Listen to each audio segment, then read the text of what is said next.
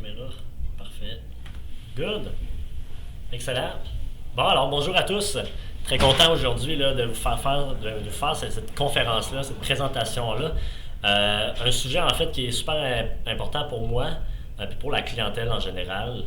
C'est un sujet, l'aspect de longévité aujourd'hui qu'on va traiter. Puis c'est un sujet en fait qui revient de plus en plus souvent chez la clientèle, donc de vouloir vivre longtemps, oui, mais surtout de bien vivre. C'est pourquoi là aujourd'hui, dans notre semaine VIP, je trouvais que c'est super intéressant là, de vous faire cette présentation-là, puis que vous allez pouvoir la réécouter là, chez vous, lorsque vous voulez. Donc la présentation d'aujourd'hui, l'art de bien vieillir, comment le mouvement prolonge votre santé. On commence ça tout de suite avec un aspect là, qui me revient souvent en consultation. Souvent des travailleurs qui veulent avoir des suivis, veulent se prendre en main au niveau de leur santé, se sont rendus compte en fait qu'ils ont mis beaucoup d'efforts dans leur carrière et donc beaucoup d'efforts au niveau de leur REER financier et qu'ils se sont rendus compte qu'ils ont mis un peu moins d'efforts dans leur REER santé. Donc c'est important d'avoir un équilibre entre les deux. De mettre autant d'efforts au niveau du REER financier qu'au niveau santé pour profiter en fait de notre retraite le plus possible. Donc il faut commencer à investir tôt et agressivement. Je veux aussi mettre au clair là, deux aspects différents. Donc on a le lifespan, donc l'espérance de vie, la durée de vie, versus le health span, donc la santé à long terme. Donc oui, on peut vivre longtemps, mais on peut vivre les dernières décennies de notre vie de manière très peu en santé. Puis ne pas pouvoir en profiter pleinement, comme on peut vivre très longtemps et profiter là, pleinement le plus longtemps possible. C'est vraiment ça qu'on vise. L'ouvrage, en fait, là, qui m'a permis là, en fait, de pouvoir faire la présentation aujourd'hui, c'est le livre Outlive, The Science and Art of Longevity, écrit par le docteur Peter Attia, qui est vraiment une sommité dans le domaine de la longévité. Je vous conseille énormément de lire ce livre-là. Quand même assez long, ça aide aussi là, d'avoir un certain bagage au niveau de la santé. Puis, il est en anglais aussi. Fait que faut aussi être en mesure là, de lire un ouvrage médical en anglais. Mais je vous le conseille très fortement. Pour ceux qui sont un peu moins lecteurs, il y a aussi l'excellente série là, sur Netflix au niveau des zones bleues. Il y a aussi le livre là, qui est associé. Les zones bleues, c'est quoi en général? C'est des endroits dans le monde qui renferment le plus de centenaires. Et il explique pourquoi. Souvent, c'est des facteurs d'habitude de vie, des facteurs aussi sociétals. Mais c'est super intéressant. Je vous conseille fortement de l'écouter. Puis, c'est vraiment beau à voir, là, de voir des personnes avec un âge assez vénérable, puis d'être quasiment plus en shape que moi là, à 24 ans. Là. Fait que c'est quand même assez impressionnant. Quand on parle de longévité, on parle aussi de traite à la longévité. Donc, dans le livre, puis en général, il y a ce qu'on appelle les 4 cavaliers de l'apocalypse, on peut dire. Donc, 4 grands groupes de traîtres à la longévité, donc à la santé à long terme. On a les maladies cardiovasculaires, on a les maladies métaboliques, donc tout ce qui est diabète. On a les cancers, bien entendu, puis les troubles neurocognitifs. Quand on parle là, au niveau de notre société, le problème en général là, aussi qu'on voit là, dans tout ce qui est les bouchons là, du système de santé, c'est parce qu'on est basé sur un système de santé, on va dire 2.0, de la médecine 2.0. On met beaucoup d'accent sur le traitement des maladies, non la prévention des maladies. Donc la médecine 2.0, c'est tout ce qui est nécessaire pour sauver la vie. On parle de chirurgie, on parle d'antibiotiques, de soins d'urgence. Donc, on tente de soigner, en fait, ce qui aurait pu être soigné avant. Nous, ici, chez Fit Santé, les entraîneurs, kinésiologues, on souhaite, en fait, vous apporter des outils pour ne pas vous rendre là. Et donc, on est plus sur une médecine préventive et donc une médecine 3.0. On est proactif au lieu d'être réactif. On tente de traiter tôt et agressivement. Puis, on pousse les gens, en fait, à prendre contrôle là, de leur propre, on va dire, trajectoire là, de santé. Donc, on pousse les gens à aller vers une autonomie dans leur processus de changement d'habitude de vie, puis dans leurs objectifs là, fitness, principalement à la salle d'entraînement ici. On a parlé des maladies du cœur. Plus précisément, on va surtout parler de maladies athérosclérotiques. Donc, on va parler de plaques d'athérosclérose et donc de plaques d'accumulation de mauvais cholestérol au niveau des artères. Souvent, on va parler qu'il y a des risques d'infarctus et d'AVC. Le bon et mauvais cholestérol, ça, c'est pas faux. On a un cholestérol à privilégier, donc de HDL, puis qui est probablement un petit peu moins bon, on s'entend. Le LDL. Le LDL est associé à l'accumulation de plaques au niveau des artères, donc qui hausse les risques de toutes sortes de maladies qu'on essaie d'éviter le plus possible. Il y a aussi une nuance à apporter. Oui, dans le bilan lipidique, là, on va avoir un ratio là, qui est intéressant. Mais il y a une nuance qui est génétique, oui, dans certains cas, mais principalement liée aux habitudes de vie. On va parler de tout ce qui transporte ce LDL-là. Je vous fais un exemple ici. On a deux individus qui ont la même quantité de LDL, donc la même quantité de mauvais cholestérol à leur bilan lipidique. Sauf qu'il y en a un qui a beaucoup plus de chances d'avoir de l'accumulation et donc de risque là, d'un infarctus ou d'un AVC. On va prendre ici deux personnes qui ont 1 tonne de LDL total, on s'entend, c'est pas ça dans un vrai corps humain, mais on va se dire que c'est un peu comme des colis qui sont transportés. On a une personne que ce 1 tonne-là de LDL est transportée dans 3 camions de livraison et une personne que ce même 1 tonne est transportée dans plusieurs petites voitures. On va les mettre sur une route, deux routes différentes, et on va essayer d'imaginer lequel a le plus de risque d'avoir des accidents, des carambolages et donc des bouchons. Bien entendu, la personne qui, son LDL est transporté par plein de petites voitures a plus de chances d'avoir des collisions et donc de l'accumulation. Donc plus à risque là, de toutes sortes d'événements cardiaques. Et donc ça a là, oui, rapport avec la quantité totale d'LDL, mais un petit peu plus par rapport à ce point-là qu'on parle de l'APOB, donc le nombre de transporteurs de ces LDL-là. Donc ça, c'est une mesure là, qui serait intéressante à avoir dans votre prochain bilan lipidique. Fait intéressant, si tout le monde menait le même niveau d'APOB qu'ils avaient à la naissance, il n'y aurait pas assez de maladies du cœur sur la planète pour que les gens puissent savoir ce que c'est. Donc souvent, la plupart du temps, les maladies du cœur, proprement dit, par l'accumulation de plaques, c'est souvent associé à des facteurs d'habitude de vie. Donc, on se rend compte que c'est vraiment un problème quand on considère que 70 000 Canadiens par année, en moyenne, meurent de maladies du cœur, 18 millions dans le monde. C'est vraiment là l'essentiel de notre travail, donc dans notre rôle de prévention, pour pas que ça arrive. Les essentiels pour démarrer vers une santé cardiovasculaire, c'est vraiment, premièrement, l'arrêt du tabac, bien entendu. Mais il y a aussi le rôle de la nutrition. Ce qu'on essaie de dire aux clients souvent, c'est pas forcément de faire attention à la quantité totale de lipides, mais principalement de commencer par privilégier les bonnes sources de lipides. Donc, par exemple, on veut essayer d'éviter là, tout ce qui est au niveau des graisses saturées, d'essayer de limiter là, que ce ne soit pas la consommation principale des lipides qui sont de provenance de la viande, du beurre, et plutôt privilégier des graisses qu'on appelle monoinsaturées qui sont associées à tout ce qui est, par exemple, avocat, poisson gras, huile d'olive, puis les noix. Donc, on choisit des corps gras qui favorisent un meilleur bilan lipidique, donc un meilleur profil lipidique. Puis si on parle de nutrition, on parle aussi du processus d'obésité.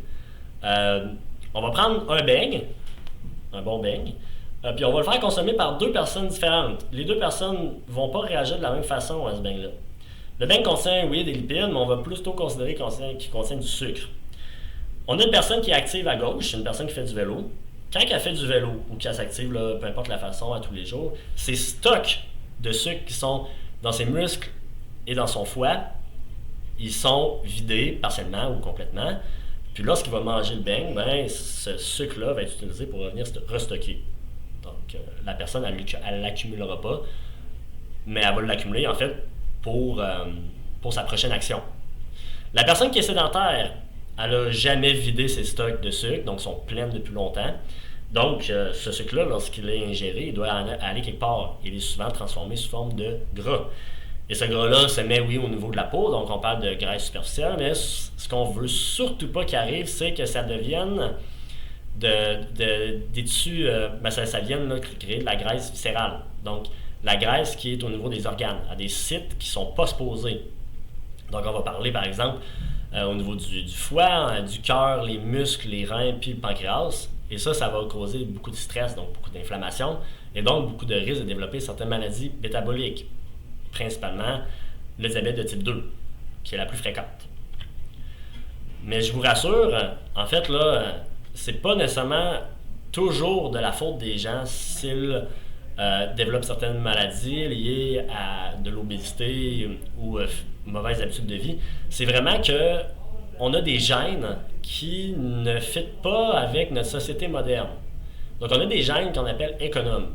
Avec l'évolution, en fait, on a développé des gènes qui nous ont permis, en fait, de stocker très facilement. Parce qu'on était à risque d'avoir des périodes de famine.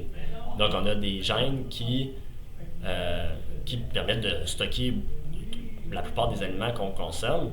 Et donc, ça ne fit plus du tout avec notre société d'abondance au niveau alimentaire, de transport électrique, motorisé, puis de style de vie extrêmement sédentaire, que ce soit au travail ou dans nos loisirs. En deuxième, on avait les maladies métaboliques, donc le diabète de type 2. C'est une résistance à l'insuline qui est associée avec une augmentation des risques de cancer, de troubles neurocognitifs, puis de maladies cardiovasculaires. Puis si on parle maintenant de cancer, c'est le plus imprévisible, mais on peut toujours mettre les chances de notre côté. Je vous explique pourquoi. Parce que de 40 à 70% des cancers sont liés à des facteurs de style de vie modifiables. Donc, on parle de tabac, comme on a mentionné tantôt. On parle d'alimentation, donc si on mange mieux, on a moins de risques. De facteurs de loisirs, par exemple, d'être plus devant la télévision, d'aller prendre une marche, par exemple. L'obésité, puis l'abus d'alcool. C'est tous des styles de vie, en fait, qui favorisent quelqu'un ou non à développer un cancer. Donc, on met les chances de son côté lorsqu'on a un style de vie plus sain. Les maladies neurodégénératives, troubles neurocognitifs, on va parler d'Alzheimer, Parkinson, maladie de Lewis, le SLA et la maladie de Huntington, par exemple. Ça, c'est complexe parce que c'est souvent associé à de la génétique. On n'a pas de traitement miracle ou de moyen concret de prévention parce que c'est ça, c'est associé, si on se penche plus sur l'Alzheimer, à un gène en particulier qu'on appelle l'APOE4. Ce gène-là, on l'a développé il y a plusieurs milliers d'années, même 1 million d'années et plus. C'est un gène, en fait, qui nous était utile parce qu'on était exposé à toutes sortes de facteurs pathogènes et donc on avait besoin d'un gène, en fait, qui cause de l'inflammation. On va le voir à la prochaine diapositive. Puis au fil du temps, on était moins exposé à ces facteurs pathogènes-là. La médecine s'est améliorée un petit peu et donc on a développé des gènes qui sont un petit peu moins inflammatoires. Sauf qu'il y a des gens qui sont plus exposés à ce gène-là, donc qui ont conservé cette relique, on va dire, qui cause de l'inflammation, qui était bénéfique dans le passé, mais qui ne l'est pas dans le monde moderne. Les maladies neurodégénératives sont les derniers obstacles des centenaires. Il y a 4 points à retenir à ce niveau-là, 4 points assez simples, vous allez voir. Le premier, c'est ce qui est bon pour le cœur est bon pour le cerveau. Donc, ce qu'on vise, on vise avoir un faible taux d'APOB et un faible taux d'LDL. Et donc, on souhaite avoir un faible taux de stress oxydatif. Bien entendu, limiter la graisse viscérale, ça va aider à ce niveau-là. Surtout si la graisse viscérale va vers le cœur. Donc, on s'entend, le cœur, c'est une pompe. Le cerveau a besoin d'avoir un bon approvisionnement là, en nutriments et en oxygène. Donc, si le cœur va pas bien, le cerveau va pas très bien. Ce qui est bon pour le foie et le pancréas, c'est bon pour le cerveau. Donc, on vise la santé métabolique. Donc, une bonne santé au niveau du foie, du pancréas, des reins. Bref, on vise la santé des organes en général. Le temps est la clé. On souhaite une prévention qui est tôt, surtout si la génétique est risquée. Ça, c'est un autre point intéressant à savoir. C'est important ça serait important en fait d'avoir une idée de nos facteurs génétiques, donc de ce qui nous met à risque de X maladies, pour pouvoir travailler plus intelligemment en amont. Donc les gens souvent ont tendance à vouloir éviter là, de savoir quel genre de maladies sont plus à risque de développer avec le temps. Mais justement, si on veut réagir plus tôt à ce développement possible de maladies, il faut le savoir plus tôt. Donc, il faut travailler plus tôt et il faut travailler plus fort. Et en quatrième, il y a l'exercice, bien entendu, plus puissant que n'importe quel remède. Pas besoin de prescription pour la grande majorité des gens. Puis, c'est tout simplement de s'activer au quotidien. C'est beau la théorie, mais on veut de l'applicable à un certain point. On veut savoir, comment je m'y prends là, pour aller chercher toutes mes chances au niveau de la longévité. Je vous explique un concept qui est super intéressant puis qui est super applicable. Je vous présente donc le décathlon du centenaire. En fait, ça consiste à choisir 10 activités que vous voulez être en mesure de faire dans vos dernières décennies de vie, donc 70, 80, 90 ans, 100 ans. Puis en fait, quand que vous montez cette liste-là, on veut travailler à partir de nos capacités du moment en faisant des projections avec ce qu'on veut faire dans le futur. Donc, par exemple, si vous voulez une retraite active, il faut s'entraîner là, puis il faut s'entraîner intelligemment. Je vous mets un petit peu plus de détails là, dans la prochaine diapo.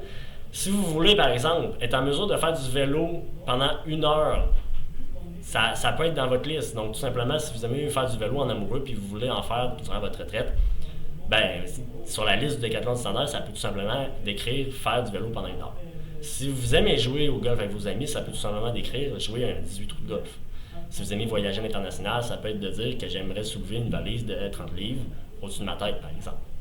Puis si vous aimez cuisiner, ben, soulever une poêle en fonte d'une main ou porter 2 sacs d'épicerie sur 4 étages si vous vivez dans une tour à condo ou quoi que ce soit, ça peut être aussi dans votre liste. Donc ça vous aide à savoir un peu, bon, est-ce qu'il faut que j'améliore mon cardio, faut-il que j'améliore ma mobilité, ma capacité musculaire. Donc ça vous permet vraiment de vous diriger plus précisément. Donc, puis là, avec les projections de ce qu'on est capable de faire là, en ce moment même, je vous explique là, pourquoi c'est important. C'est qu'en fait, là, si vous voulez prendre un jeune enfant dans vos bras à partir du sol, un 30 livres à 80 ans, pas nécessairement qu'il va être plus lourd. Là. Un 30 livres, ça reste un 30 livres. C'est juste que si vous voulez être en mesure à 80 ans de soulever quelque chose de 30 livres, donc par exemple un objet ou même votre petit-fils ou votre petite-fille, il faudrait qu'à 40 ans, vous soyez capable de soulever un poids de 50 à 55 livres. Parce qu'on va en parler plus tard, les capacités physiques diminuent avec le temps.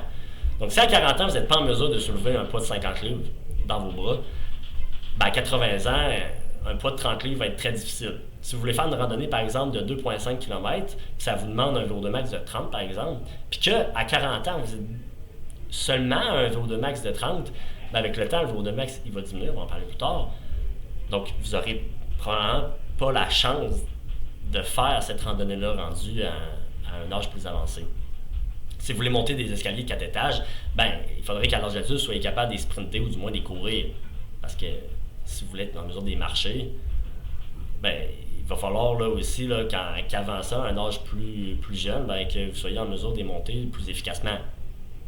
Donc, pas à la marche nécessairement, à la course ou au sprint. Mais maintenant, comment monter là, son programme là, du décathlon du centenaire? En fait, il faut s'entraîner en fonction de notre liste. Puis les points clés, en fait, c'est de travailler 4 catégories d'entraînement différents. On a l'entraînement en zone 2, l'entraînement à VO2 max, on a le renforcement musculaire, puis on a la stabilité. Donc, on va travailler tout ce qui est l'aspect de mobilité, équilibre. Si on commence par l'entraînement aérobie, on ne rentrera pas dans les détails, entraînement aérobie, anaérobie, mais on va parler d'entraînement cardiovasculaire. On a la zone 2, puis on a l'entraînement à VO2 max. En général, comment savoir si on est dans quelle zone? On a le test d'appareil qui est un test très simple. Par exemple, ici, là, j'ai une charte là, de 7 vitesses ou 7 zones. Des fois, on travaille avec un système à 3, puis des fois à 5, mais là, dans ce cas-ci, on travaille à 7. On va regarder la V2, donc la zone 2 ici. On travaille l'endurance fondamentale. C'est un entraînement très léger. On peut parler, faire des phrases courtes sans problème. Donc, on serait capable de faire l'activité puis de jaser avec notre ami à côté. Si on fait de l'entraînement à VO2 max, c'est très intense. On est capable de dire quelques mots isolés, mais c'est extrêmement difficile, donc on ne serait pas capable d'avoir une discussion. En général, c'est pas mal ça. Mais pourquoi s'entraîner en zone 2 si c'est un entraînement à faible intensité? On voudrait pas tout simplement toujours viser l'intensité élevée. En fait, l'entraînement en zone 2, c'est essentiel au recyclage mitochondrial. Si on n'utilise pas nos mitochondries, on va les perdre. Puis les mitochondries, à quoi ils servent en fait? C'est beau de me dire ça, mais à quoi ils servent? On va en voir ça dans cette diapositive ici. En fait, les mitochondries, ils servent à transformer les macronutriments, donc glucides, protéines, lipides, avec l'aide de l'oxygène, en énergie. Aussi simple que ça. Donc, on s'entend, là, c'est une structure qui est extrêmement importante parce que c'est ce qui nous permet, en fait, de bouger au quotidien. Donc, l'entraînement en zone 2 nous permet de, lorsqu'une mitochondrie devient plus vieille, d'être remplacée par une autre, tout simplement. Donc, c'est important là, d'avoir une régénération de ces cellules-là. l'entraînement en zone 2, en quoi ça consiste? Pour une personne qui est déconditionnée, ça pourrait tout simplement d'aller marcher. Pour une personne qui est plus ou moins en forme, ça peut être de faire une randonnée, une marche assez rapide ou du moins avec une inclinaison, de jogger, de faire de la natation ou de trouver un autre exercice comme du vélo par exemple. La zone 2, je dis que c'est comme la fondation d'une maison. Souvent, les gens qui s'entraînent en zone 2, on les remarque pas tant. Ils mettent par contre beaucoup d'heures en entraînement de zone 2, surtout les gens qui ont des objectifs là, cardiovasculaires. Donc, par exemple, une course dans la prochaine année. Ils font beaucoup de temps en zone 2, donc on la voit comme pas vraiment, parce que c'est pas très intense, fait que ça passe comme à l'extérieur de la mire. Mais c'est la base qui supporte tout le reste. Si les mitochondries sont en santé, ben ça veut dire qu'on est en mesure de faire plusieurs choses. Donc c'est vraiment la fondation d'une maison. Si on parle du VO2 max maintenant, il est reconnu comme étant le meilleur indicateur de santé. Le VO2 max, c'est pour le volume maximal d'oxygène consommé. Je vous explique un peu plus en détail ici. C'est l'apport en oxygène et la capacité de l'utiliser pour faire de l'énergie. Donc, par exemple, ici, on a une personne qui est en santé. Une personne qui est en santé, qui a un bon VO2 max, en fait, lorsqu'il est à un effort modéré ou même au repos, ces mitochondries son corps va utiliser davantage les lipides comme source d'énergie. Les lipides qui apportent par gramme de lipides, c'est 9 kcal. Donc, c'est super intéressant. Puis, on est en mesure, à faible intensité, d'amener l'oxygène à la mitochondrie pour qu'elle puisse le transformer en énergie. Donc, ça, c'est génial. Puis, une personne en santé, elle va être capable d'utiliser ce genre de processus-là pour faire son énergie à une intensité qui est plus élevée qu'une personne qui est moins en forme. Lorsque la personne travaille à VO2 max ou au-dessus, là, ça commence à être difficile d'apporter l'oxygène à la mitochondrie. Donc, la mitochondrie le corps va se tourner vers une autre source d'énergie qui est plus rapide, et donc le sucre. C'est pour ça qu'on parlait tantôt qu'on avait des stocks de sucre puis qu'ils pouvaient se vider. Le corps va utiliser ces réserves-là pour rentrer en mitochondrie puis faire de l'énergie rapide sans nécessairement l'utilisation d'oxygène. Donc, une personne qui est très en forme va commencer à switcher à ce type d'utilisation-là de sucre à une intensité beaucoup plus élevée que quelqu'un qui est moins en forme. Et là, je veux mettre aussi un aspect sur le Fat Burn Zone, qui est sur les appareils cardiovasculaires. Souvent, il est associé à la zone 2. Vous avez compris qu'à la zone 2, on est plus sur le schéma de gauche, donc on utilise plus les lipides. C'est pour ça qu'ils appellent ça la Fat Burn Zone. Mais en fait, l'entraînement à haute intensité est encore plus énergivore en énergie parce que, oui, on utilise des sucres, mais le reste de la journée, on a créé plus de déchirures, le corps est plus stressé, donc il est plus en récupération. Donc le restant de la journée, on brûle de l'énergie à se refaire. Puis, en fait, on brûle de l'énergie aussi à refaire les stocks de sucre. Donc, oui, il y a une fat burn zone parce qu'on utilise plus de lipides, mais l'utilisation des sucres, donc l'entraînement en plus haute intensité, est plus efficace pour dépenser de l'énergie et donc, en finalité, brûler des graisses. Même si on n'est pas un athlète, c'est une donnée qui est importante à connaître. Donc, on va parler là, de faire un test de VO2 max, donc un test maximal ou un test sous-maximal. Puis ça, c'est le genre de test qu'on peut vous faire ici chez Fit Santé lors d'une évaluation de la condition physique. Le VO2 max, avec le temps, il diminue. L'important, c'est le plus tôt, le plus haut. Donc, puis le plus haut, le plus qu'on peut en faire. Donc, à partir là, de 20 ans, on a une diminution là, d'environ un 10% là, par décennie. Puis après 50 ans, c'est un 15% par décennie. Puis on s'entend que quelqu'un qui commence avec un VO2 max plus tôt dans la vie, il va avoir une diminution peut-être un peu plus marquée, mais à la fin de sa vie, donc par exemple ici à 75 ans, si on regarde, la personne qui a commencé avec un VO2 max le plus élevé a encore le VO2 max le plus élevé. Et donc, il est en mesure d'en faire beaucoup plus. La personne qui a commencé avec un VO2 max très faible finit sa vie proche du seuil d'autonomie. Là. Donc, le seuil d'autonomie, là, on parle quasiment là, qu'on fait le lave-vaisselle et on est essoufflé. Là. Fait que, important d'en avoir un élevé le plus tôt possible. On va parler maintenant de renforcement musculaire. Hein. Donc, ici, on va parler là, de l'atrophie musculaire qui se fait avec le temps. Puis l'atrophie musculaire, on augmente les risques de chute. Puis ensuite de ça, on va parler là, plus tard là, de toutes les conséquences graves que ça peut avoir sur la vie. Donc, on va parler ici, on peut regarder, là, c'est un exemple très concret, un triathlète de 40 ans par rapport à un triathlète de 70 ans. La masse musculaire n'a quasiment pas diminué, la densité osseuse est quasiment la même, puis la quantité là, de tissu adipeux est quasiment la même. Puis si on la compare avec un homme sédentaire de 74 ans, donc dans les 70 ans, on voit là qu'il y a plus faible densité osseuse, très peu de masse musculaire, avec du tissu adipeux tout le tour, puis même entre les muscles. Donc on s'entend, cette personne-là est beaucoup plus à risque de chute, de déconditionnement. Si on regarde ici, les risques en fait, les facteurs là, de mort accidentelle aux États-Unis, c'est une donnée des États-Unis, mais on comprend qu'au Canada, ça risque de ressembler pas mal à ceux-ci. À partir de 75 à 84 ans et 85 à 100 ans, là, on voit là, que la grande proportion des décès, c'est lié aux chutes. Avant ça, plus ou moins, mais à partir de 75, c'est fou de voir à quel point les chutes causent le décès là, de plusieurs individus.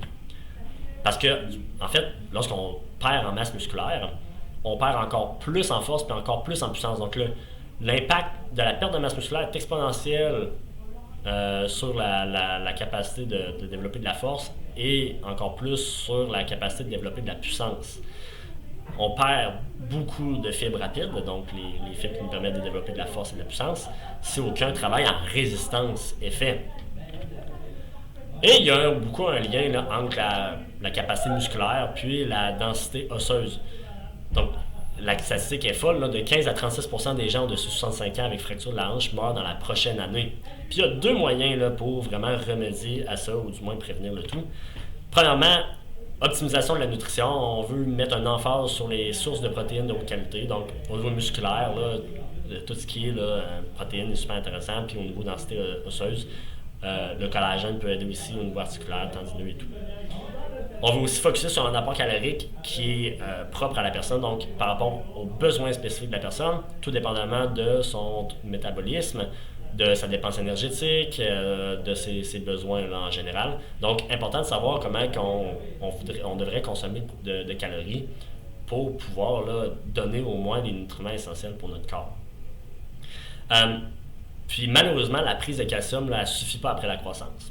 Donc, l'important au niveau de la densité osseuse, oui, durant la vie, c'est de faire de l'exercice en résistance et tout. On va en parler dans les prochaines diapositives, mais c'est surtout de mettre un accent à la croissance. Donc, par exemple, à nos enfants, nos petits-enfants, lorsqu'ils sont en croissance, de donner un apport suffisant en calcium, parce que c'est vraiment là que la densité se fait et nous aide là, pour le reste de la vie.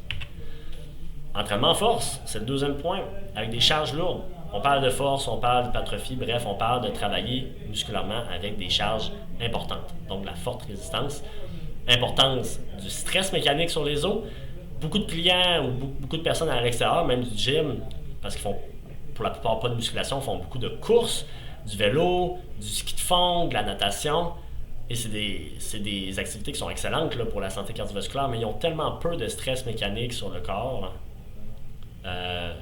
Tellement peu de résistance que, en fin de compte, à tous ces gens-là, il leur manque là, cet atout-là de la musculation sur leur développement musculaire, puis sur leur densité osseuse. Mais avant de travailler là, avec la force, avec des hautes charges, hautes résistances, on a besoin de stabilité. C'est vraiment l'élément clé pour réduire les risques de blessures. Normalement, j'avais une petite diapo d'une boule de quilles qui frappe des quilles. Donc, si on n'est pas assez solide, on n'est pas assez stable, comme la quille, ben, quand la boule, une force externe arrive contre elle, ben, tout tombe. Donc, l'instabilité, c'est ce qui nous pousse à compenser. Donc, ce qui est important, c'est, d'une façon très, très, très simple, en fait, c'est de cultiver des schémas de mouvement sûrs et optimaux. Donc, de bien bouger, de bouger efficacement et en toute sécurité.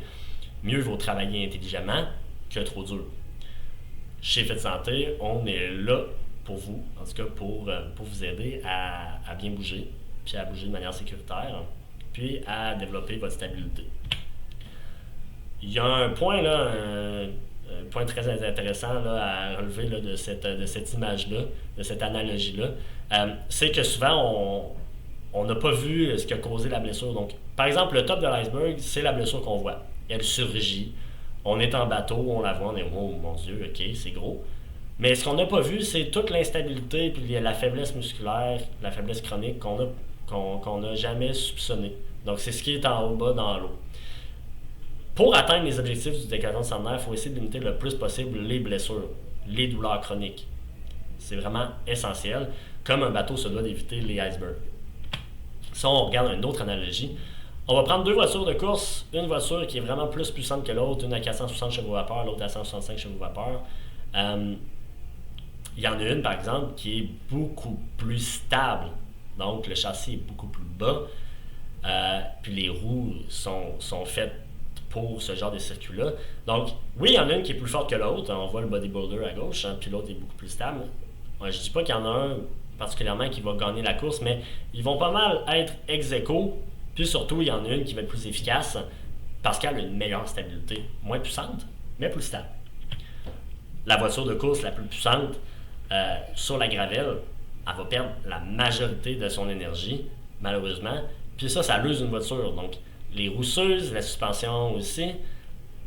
Puis c'est vraiment le même aspect au niveau des articulations chez un individu. Donc, oui, t'es beau être fort, mais tu bouges vraiment pas bien. Et il y aurait des trucs à corriger. Tu augmentes tes chances de te blesser. Mais comment gagner en stabilité? On a la respiration qui est très importante. Donc, la respiration qui est directement liée à la stabilité. Souvent, un test qu'on peut faire, c'est une main sur le ventre, une main sur la poitrine. C'est de savoir laquelle qui bouge. Il y a des gens qui respirent beaucoup plus au niveau du thorax. Il y en a d'autres qui respirent beaucoup plus au niveau du ventre. Il y a un type de relaxation, un type de respiration plus, je dirais, où on est plus conscient de notre respiration. J'appelle ça la respiration parfaite, la respiration 3D. On voit ici le docteur Attial, l'auteur du livre, qui, dans ce site web-là, en fait, nous démontre plusieurs exercices de stabilité. Donc, j'ai pris là, les images de ce site-là. Et là, on voit qu'il y a les jambes reposées, on voit qu'il y a une main au niveau du ventre, une main au niveau du thorax, la tête reposée. Il va venir inspirer par le nez, expirer par la bouche, et il va s'assurer là, en fait, là, que le gonflement au niveau du thorax et le gonflement au niveau du ventre va être pareil. Il compense là, en cours de route, mais autant au niveau de l'inspiration que de l'expiration. On appelle ça la respiration 3D.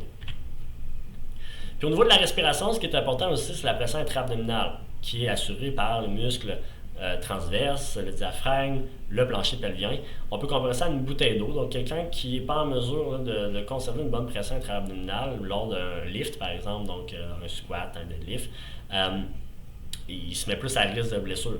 Donc, la personne qui est très bonne à ce niveau-là, on peut comparer ça à une bouteille d'eau qui a un bouchon bien scellé. On peut mettre plein de pression autour, elle ne s'écrasera pas. La personne que le bouchon est dévissé ou enlevé complètement, on l'écrase, tout pète. Là, c'est une façon là, d'imager le tout, mais c'est un peu ça là, au niveau de la pression intra-abdominale, donc c'est important là, de la considérer. On parle aussi, bien entendu, là, quand on fait toutes sortes de mouvements, le squat, les fentes, les pieds sont en contact direct avec le sol. Cependant, on a souvent des souliers, on s'entend, puis les souliers n'aident pas à l'efficacité de nos pieds, malheureusement.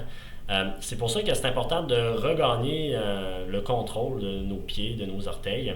Et c'est pour ça là, qu'il y a un concept très intéressant, aussi expliqué là, dans ce site web, de toe yoga, donc de yoga des orteils. Donc, il y a toutes sortes de drills au niveau des orteils, donc de lever le gros orteil, de lever les autres orteils, de les abaisser un après l'autre, puis d'avoir un plein contrôle, puis une pleine conscience de notre contact direct avec le sol, ce qui va nous aider automatiquement là, dans plusieurs exercices. Parce qu'on s'entend, c'est le contact direct avec le sol, c'est ce qui nous relie avec notre environnement.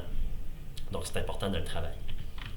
C'est comme, on a beau être un athlète, puis si on ne porte pas attention à nos pieds, c'est comme avoir une voiture de course avec des roues de pied de qualité. Ça marche juste pas, malheureusement. Ensuite vient la colonne vertébrale. Donc, d'être assis tout le temps, c'est un vrai assaut pour la colonne vertébrale.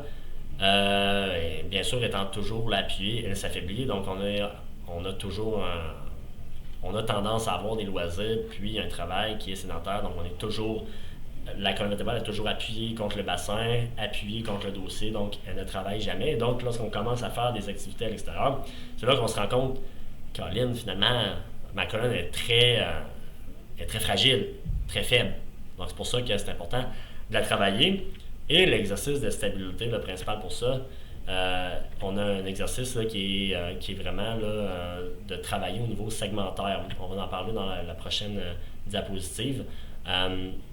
Bon, on va y aller tout de suite, là, en fin de compte. Là. On peut faire ce genre d'exercice-là. Donc, on a le chat-chien, le chat-vache là, segmentaire. Le but, c'est d'adopter cette position-ci, une position qu'on voit souvent au yoga, mais d'y aller de manière segmentaire. Donc, de partir au niveau du bassin, puis de monter tranquillement une vertèbre à la fois, monter jusqu'au niveau des vertèbres cervicales. Puis à chaque fois, on refait le mouvement contraire à partir du bassin, vertèbre lombaire, vertèbre thoracique, vertèbre cervicale. Donc, l'objectif, c'est pas forcément d'aller rapidement, mais c'est vraiment d'aller doucement, de bouger une vertèbre après l'autre. Le technique, c'est un concept là, qui est de plus en plus problématique là, dans notre société là, du 21e siècle, là, lié au téléphone. On sait là, que lorsqu'on regarde le téléphone, on a la tête qui est penchée vers l'avant et donc ça exerce une pression de plus en plus importante là, au niveau des vertèbres cervicales et ça peut là, vraiment nous faire adopter une posture qui n'est pas adéquate. La stabilité de l'épaule. La stabilité de l'épaule qui était vraiment meilleure lorsqu'on était des primates là, quadrupèdes, donc comme au niveau de la hanche qui est vraiment dans un socle bien fermé, donc elle est très stable, moins mobile, mais très stable. L'épaule, elle est plus mobile, mais moins stable. Mais c'est important de travailler cette stabilité-là. On va parler de la stabilité de l'épaule, mais aussi principalement de la stabilité scapulaire. Donc par exemple, si on veut voir si on a du bon contrôle au niveau des omoplates, c'est de faire le test, de voir si on est en mesure de les éloigner, de les monter, de les rapprocher, puis de les descendre. Comme on voit dans l'image ici, c'est vraiment relié là, au niveau des omoplates, au niveau des épaules. Donc, important là, de développer cette capacité-là. On arrive à la fin. Le mot de la fin, en fait, le risque, c'est d'échanger la santé contre la richesse. Vraiment, on va faire un retour sur le REER financier puis le REER santé. Donc, à un certain point, on se rend compte que notre REER financier il va bien, mais qu'on n'est pas dans la bonne voie au niveau santé. Donc, on a mis ça de côté. On se rend compte que crime, il est trop tard, malheureusement. Mais heureusement, il n'est jamais trop tard. Par contre, avant de se lancer là, dans la musculation, le retour à la musculation avec haute intensité, haute charge, ou même à la course, par exemple, il faut se réapproprier son corps. Puis un bel exemple là, de réappropriation du corps, c'est de réapprendre à bouger comme un enfant. Je ne sais pas si vous avez regardé un enfant dernièrement, là, que ce soit le vôtre, à la garderie, peu importe. Il bouge tellement de façon facile, de manière tellement aisée. Puis en fait, avec le temps, c'est juste qu'on le perd, on est de plus en plus assis. On arrête de jouer aussi. Et donc, on se calcifie, on perd la qualité de nos mouvements, on sait comme plus comment bouger, malheureusement. Donc, il faudrait se laisser motiver par nos enfants qui bougent si bien. C'est sûr ça va être difficile d'atteindre là, ce niveau-là, mais au moins, là, ça nous donne un bon exemple. Il faudrait travailler là, sur certains là, mouvements là, qu'on a de la difficulté à faire.